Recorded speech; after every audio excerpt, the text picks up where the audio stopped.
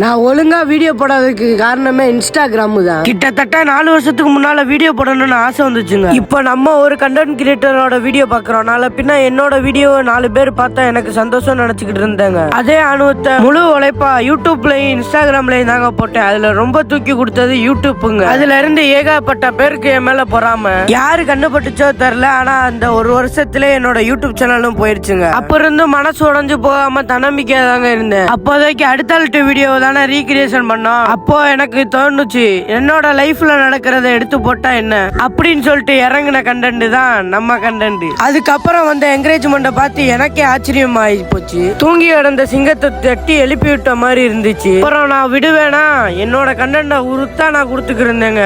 ஃபாலோவர்ஸும் அடிச்சேன். அதுல வச்சா பாருங்க இன்ஸ்டாகிராம் காரங்க ட்விஸ்ட் ஐடி டவுன் ஆக ஆரம்பிச்சிச்சு. நானும் நிறைய பேர்கிட்ட கேட்டதுக்கு இன்ஸ்டாகிராமோட அல்காரிதமே அப்படிதான், நீ கவலைப்படாத தம்பின்னு சொல்லி என் மனசை தேத்துனாங்க. இப்பவும் உங்கள்கிட்ட கேட்டுக்கிறேன், உங்களால தான் சப்போர்ட் பண்ண முடியும், சப்போர்ட் பண்ணுங்க காய்.